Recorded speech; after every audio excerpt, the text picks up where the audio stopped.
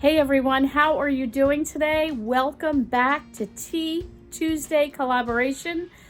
I don't have any tea though. I have water, no coffee, no tea right now. I had coffee this morning. I had a headache for 2 days, just atmospheric junk. And so I thought, you know what? Get that water in you. So we're going to have Tea Tuesday with a little touch of water. How's that sound? So I'm enjoying that. I'm taking my vitamins, so feeling good about that. But I wanted to come on here real quick and just chat and let you know that I'm in a collaboration with Jan from New York City Saves Money. So go over and check out her Tea Tuesday as well today.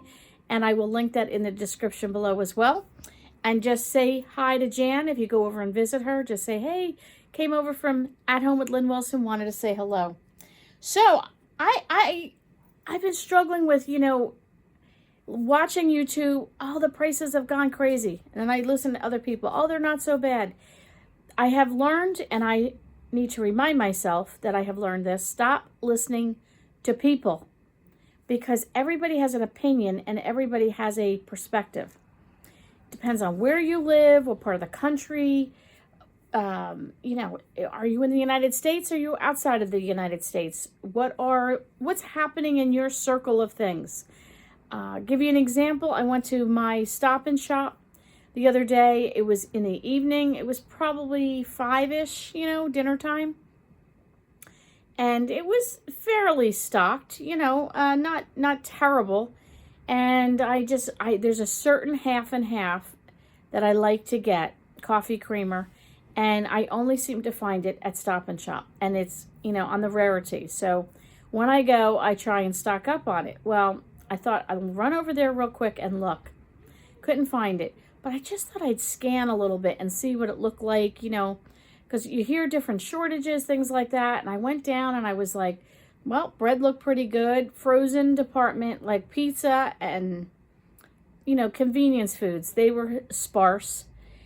Pretty sparse. And then I looked, and the cat food, 100% gone. Not a can to be found. Dog food, no problem. Cat food was gone. So I just kind of scanned around, and I wouldn't say it was empty, but it wasn't as good as it could have been. But where I live, it's more of a senior community, and so they don't get as much business. They don't always refill, and, so it was hard to say whether it was a shortage or it was just them not doing it. Well, needless to say, I was on the hunt for this half and half. So this one's about 5 minutes from my house. So I had to take my son to youth group. And there's another Stop and Shop near where he goes to youth group. So I thought, swing over there. This was probably closer to 8:30, 9 o'clock at night. End of the day, what's going to be there. Went in the store, was fine. It was absolutely fine. I mean, there were, I think in the yogurt maybe was a little bit lean, maybe, but we're talking 9 o'clock at night where they haven't refilled the shelves. The cold, convenience food was, you could tell that things had been purchased, but far from empty. Of course, they didn't have my half and half, but I walked around and I just thought, let me just scan, see if there's any buys. Now, I've talked to you about Stop and Shop. To me, the prices are really, really bad. Somebody called it, one of the viewers calls it stop and rob, because the prices, when I did my price comparison, you can go back and see that, they were $7 more for the same order that I got at 3 other places. So they are pricey, but I must say they have some great sales. Last week they had sales for the Pillsbury pie crust in the roll, 99 cents for a package. They had some ricotta cheese on sale and a few other things. So what's my thought on all this chit-chat today? Can you still get a good buy? Can you? Can you get a good buy? Can you find anything anywhere that's worthwhile? You hear, oh, prices have gone up. Prices have gone up. Oh, my goodness. Everybody just goes on and on and on about the prices, the prices, the prices. You can get yourself exhausted emotionally on, what am I to do? Do I stock up? What do I do? I don't have money to stock up on all this stuff. Calm down, breathe, and know that there are still some good buys to be had. So I mentioned the Pillsbury pie crust, 99 cents. You could stock up on that. Put those in the freezer. They'll be fine. So I went around and I looked. And I was just looking to see what they had. I really didn't need anything. But I have a rule of thumb that when you see a really good buy on something you will use, it's worth getting. So I picked up Meatloaf mix, and I've referred to Meatloaf mix before, and I've had people say, what is Meatloaf mix? So it's beef, pork, and veal all mixed, and that's a meatloaf mix. So you can make anything out of it, hamburgers or whatever, but it's a nice flavor for meatloaf. So I picked this up at Stop and Shop, and it was $5.11. It was $3.99 a pound. Now, I don't know what you guys are paying, but something like this would have been about $12 a couple of weeks ago when I looked for it for this size package, maybe $8 to $9. So I paid $5.11. And this is a savings of $1.28. This is 1.28 pounds. So I thought this was a great deal. I picked up 6 of them. So I'm using one of them for dinner tonight. We're going to make beef stroganoff, and I do use the hamburger meat. I find that I like it better. Comes out great. Put that over some noodles or rice. You're good to go. But, you know, $5 for a package of meatloaf mix. Now, I'm going to make a meatloaf out of this as well. I have 6 packages. But my question to you is, you're a family of one. What would you do with a package like this? I'd be curious. Leave in the comments below. What would you do with a package this size? Would you cook it all at once and then have like a large meal for yourself for the week? Would you break it up and, you know, cook some now, some in the freezer? Do you ever can your meat that you find? I would love to hear for a family of 1 or 2, smaller end family, what would you do with a size like this? To me, it was well worth getting 6 packages. So then I had to run to the Dollar Tree today. Oh, poor me. Oh, what a shame. I had to go to the Dollar Tree and I had to pick up some stuff for work. So I was just kind of scanning around, and while I was there, I said, let me see if they have anything new. I haven't been there in, you know, maybe 2 weeks. And with the Dollar Tree, like, everything's different every day. So I went in and I found 3 things I had to get. You ready for this? Life begins with coffee. I love that one. And then they had this one. Home is where our story begins. I'm in love. And then the last one I got, blessed and highly favored. Look at the thickness of that. Look at this. Let me turn it this way so you can actually see. Like, this is a wood block. That's wood. Now, I've seen people take these and repurpose them and paint over it if they don't like the saying. And you can put your own little doodad on here. You can do your Cricut stuff, or you can write on it, whatever. I've seen people turn them this way and put them on the back of their kitchen cabinet. And then they can put spices on this. And then you can use those, like, if you wanted to do 2 blocks here and then, you know, 1 block in the front.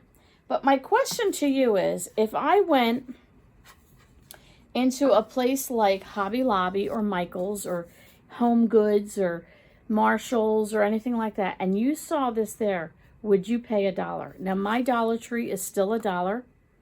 I'm not complaining. I'm blessed. It's still $1. $1. $1. And my husband said to me, you know what? When you think about it, if you want to decorate your home, and, you know, we've talked about decluttering. And yes, I am decluttering. And one of the reasons I want to declutter is because I want to redecorate. I need a fresh change. I need, you know, you need to change things up. I want to create my house into more of a home. And I need to, I don't know, do a few things to make it nice. You could put this on your coffee station for $1. Let's say, you know, you say, I don't have any money.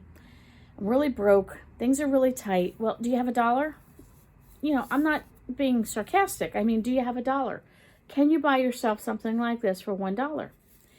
Maybe get a mason jar, or, you know, a mayonnaise jar. You don't even have to have a mason jar. A mayonnaise jar, a jar from pasta sauce, or a jar that you have. You repurpose a jar, and maybe do a little decoupage or paint on it. You don't even have to do that. You can tie a ribbon around it, or tie some jute rope and wrap it around and make it look kind of vintagey looking.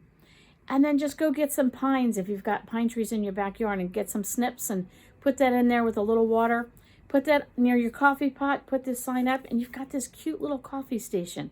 You know, with things from nature. You can, if it's spring, you can put spring flowers in there that you grab from the garden, or just leaves from the tree. Get some branches, put them in there, you know, some nature in there with a little water, and change it up every 2 or 3 days. You can just use a jar that you got, like I said, from your pasta. Or you have an old jar from, you burned your candle all the way down, you've got this extra jar. Put that there with this sign for $1. It's not going to cost, you know, an arm and a leg. But are there still good buys out there? There are good buys. But here's something we have told our kids, and my husband and I have said since the day we got married, we got to be smart shoppers. Now, we've always been on the low end of the pay scale, let's say. We've never made buku dollars, and I'm not complaining. I'm just telling you, I know what it's like to be on a tight budget all the time. But I'll tell you one thing, being on a tight budget teaches you is to be a smart shopper. I want things just like everyone else has them. I want to redecorate my home. I want to do things. And I have friends that'll say, well, I have no money. I can't do anything. We talked about this the other night. There's a mountain in front of you, and you've got to get over it. Look at what you can do and not what you can't do. Look at what is working and don't look at what's not working. Look at the positive. Just change your perspective. How can I do this? There's always a solution. There's always a way. Can you still get a good buy? Yes. $1 to decorate. And listen, let's say you put this up. You've had it for a while. You don't like it anymore. You don't want to reuse it. You can't repurpose it. You don't want to paint it. I just want to get rid of it. For $1, I would not feel guilty putting it in the thrift shop, Goodwill, or anything like that.